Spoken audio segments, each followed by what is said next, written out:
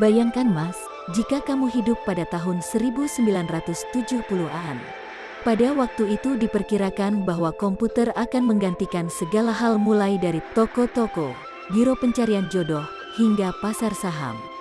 Ribuan orang akan terhubung melalui sebuah jaringan. Bahkan, kamu bisa memiliki sebuah perangkat yang berkali-kali lebih kuat dari superkomputer yang bisa dibawa kemana-mana. Semua ini terdengar sangat tidak masuk akal, namun akhirnya menjadi kenyataan.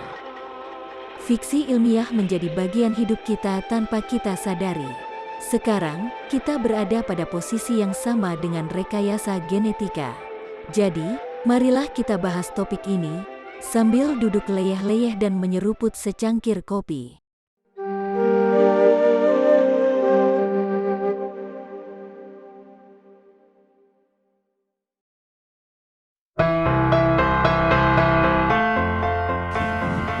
Sejak ribuan tahun lalu, manusia sudah memodifikasi makhluk hidup dengan metode pembiakan selektif. Kita menjadi sangat ahli dalam hal ini, tetapi baru benar-benar memahami cara kerjanya setelah menemukan kode kehidupan DNA. DNA adalah molekul kompleks yang memberi komando pada pertumbuhan, perkembangan, dan reproduksi makhluk hidup. Kode dalam molekul ini bisa diubah, sehingga mempengaruhi makhluk hidup itu sendiri. Setelah penemuan DNA, ilmuwan mulai mencoba untuk mengubah instruksi DNA. Pada tahun 1960-an, tanaman diberi radiasi untuk menimbulkan mutasi. Pada tahun 1970-an, potongan DNA dimasukkan ke dalam bakteri, tanaman, dan hewan untuk dipelajari dan dimodifikasi. Hewan pertama yang direkayasa genetik lahir pada tahun 1974. Pada tahun 1980-an, rekayasa genetika mulai dilirik oleh pasar komersial, dan pada tahun 1990-an, percobaan sementara dilakukan untuk rekayasa manusia. Saat ini, ada berbagai hewan direkayasa seperti babi berotot, salmon cepat tumbuh, ayam tanpa bulu, dan katak tembus pandang.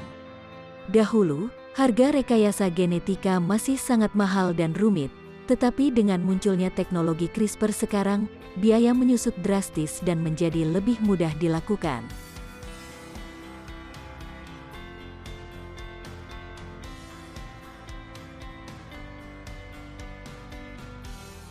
CRISPR adalah revolusi teknologi yang memiliki potensi luar biasa dalam bidang kedokteran, pertanian, dan banyak lainnya.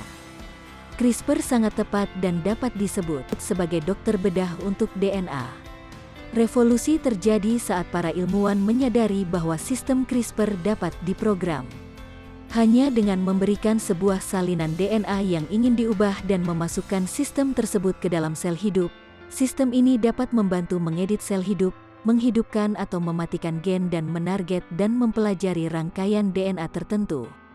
Sistem CRISPR juga dapat digunakan pada semua jenis sel, seperti mikroorganisme, tumbuhan, hewan, atau manusia.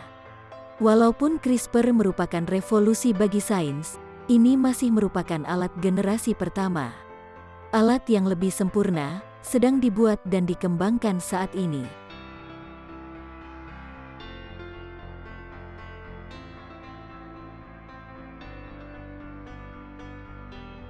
Pada tahun 2015, para ilmuwan mencoba memotong virus HIV menggunakan CRISPR pada sel hidup pasien di laboratorium, dan berhasil. Dalam waktu singkat, mereka memperluas eksperimennya pada tikus yang terinfeksi virus HIV. Hasilnya, dengan hanya menyuntikkan CRISPR pada ekor tikus, virus HIV bisa dibersihkan dari hampir setengah sel tubuh. Beberapa dekade ke depan, CRISPR mungkin bisa menyembuhkan penyakit retrovirus, seperti HIV dan herpes, serta mengatasi salah satu musuh besar manusia, yaitu kanker. CRISPR memungkinkan kita mengedit sistem kekebalan tubuh dan membuatnya lebih baik dalam memerangi sel-sel kanker. Uji klinis CRISPR untuk mengobati kanker pertama kali dilakukan di AS pada tahun 2016, dan beberapa bulan kemudian diikuti oleh China. Pada masa depan, CRISPR mungkin bisa mengatasi ribuan penyakit genetik, termasuk yang disebabkan oleh salah satu huruf dalam DNA. Sayangnya, efek pengobatan hanya bersifat sementara dan hanya berlaku untuk pasien tersebut, kecuali jika digunakan pada sel reproduksi atau embrio yang sangat dini. Namun, CRISPR juga bisa digunakan untuk hal lain, seperti membuat manusia modifikasi, atau bayi modifikasi, yaitu perubahan DNA manusia secara bertahap yang tak bisa dikembalikan. Dalam hal rekayasa genetika, kita sudah memiliki kemampuan untuk mengedit genom embrio manusia. Meski teknologinya masih pada tahap awal, sudah ada beberapa eksperimen yang dilakukan, seperti yang dilakukan oleh peneliti Cina pada tahun 2015 dan 2016. Eksperimen ini menunjukkan bahwa masih ada banyak tantangan yang harus diatasi dalam mengedit genom embrio, tetapi juga membuktikan bahwa para ilmuwan sedang bekerja keras untuk mengatasi tantangan tersebut. Modifikasi genetik manusia dapat mempengaruhi spesies kita karena sifat genetik yang dimodifikasi akan diteruskan dari generasi ke generasi. Proses ini mungkin dimulai pelan-pelan dari memodifikasi genetik untuk menghilangkan penyakit genetik mematikan, namun seiring perkembangan dan penyempurnaan teknologi, kemungkinan akan muncul godaan serakah untuk memodifikasi genetik anak-anak kita dengan cara yang berlebihan. Kita mungkin ingin membuat anak-anak kita tahan terhadap penyakit, memiliki penglihatan yang sempurna, tubuh yang tinggi dan berotot, atau bahkan menjadi jenius. Hal ini bisa menimbulkan risiko, karena manusia yang dimodifikasi bisa menjadi standar baru bagi manusia. Rekayasa genetika juga dapat membantu kita mengatasi faktor kematian terbesar, yaitu penuaan. Penuaan bisa disebabkan oleh akumulasi kerusakan pada sel-sel tubuh kita dan melemahnya sistem yang bertanggung jawab untuk memperbaiki kerusakan. Namun, ada juga gen yang mempengaruhi penuaan secara langsung. Kombinasi rekayasa genetika dan terapi lain dapat memperlambat atau bahkan membalikkan penuaan. Beberapa ilmuwan bahkan berpikir bahwa penuaan biologis akan bisa dihilangkan dengan meminjam beberapa gen dari binatang yang tidak mengalami penuaan.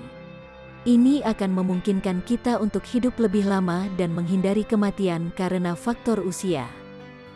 Namun, ini masih merupakan hal yang berisiko dan pendapat saya, manusia harus memproses dan memahami potensi dan risiko dari rekayasa genetika dan mengedit gen embrio. Jika teknologi ini digunakan untuk mengatasi penyakit dan meningkatkan kualitas hidup manusia, itu adalah hal baik. Namun, jika digunakan untuk membentuk manusia yang lebih unggul, itu merupakan hal yang berisiko dan berbahaya. Manusia harus mempertimbangkan dampak jangka panjang dari penerapan teknologi ini dan memastikan bahwa itu tidak merugikan masyarakat dan lingkungan. Dalam hal ini, diperlukan regulasi dan pengawasan yang ketat dan penerapannya secara adil.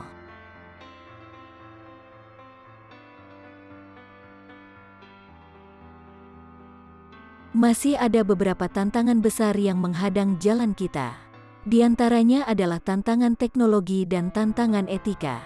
Banyak dari kalian yang menonton video ini mungkin merasa tidak nyaman dan takut dengan pemikiran bahwa kita sedang membangun dunia yang akan menolak orang yang tidak sempurna dan memilih karakter manusia berdasarkan apa yang dianggap sehat. Masalahnya adalah, kita sudah hidup dalam dunia di mana tes untuk berbagai jenis penyakit dan komplikasi genetik sudah menjadi standar bagi ibu hamil di seluruh dunia. Banyak kali, hanya dengan dugaan adanya cacat genetik saja, bisa membuat orang tua memutuskan untuk mengakhiri kehamilannya. Sebagai contoh, sindrom Down, salah satu cacat genetik yang paling umum di Eropa.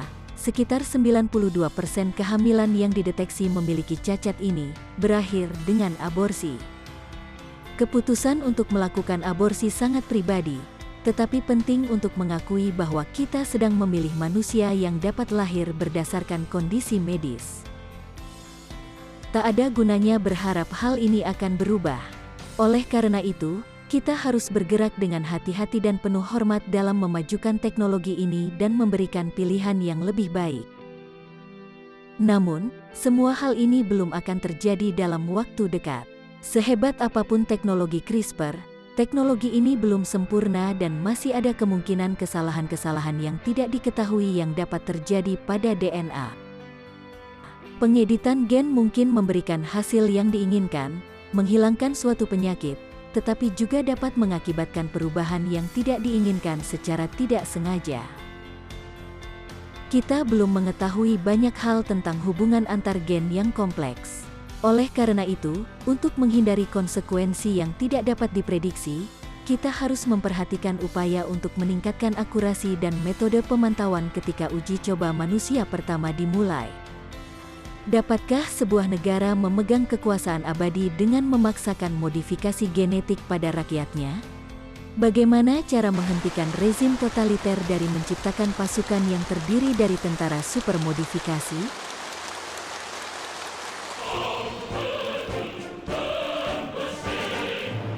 Secara teori, hal itu dapat dilakukan. Konsep dasar rekayasa genetik seperti ini sudah ada saat ini. Teknologinya memang sangat kuat. Namun, skenario seperti ini masih jauh di masa depan dan masih dipertanyakan kemungkinannya terjadi. Walau begitu, alasan untuk melarang rekayasa genetik manusia sangat menggoda. Namun hal itu akan menjadi kesalahan fatal. Larangan rekayasa genetik manusia hanya akan menyebabkan ilmu pengetahuan pergi ke bawah pengawasan pemerintah dan regulasi yang kurang kita sukai. Hanya dengan berpartisipasi dan memastikan bahwa penelitian-penelitian selanjutnya dilakukan dengan pengawasan yang hati-hati, bijaksana, terbuka dan jujur, kita dapat memastikan keamanan dan kebaikan bagi masyarakat.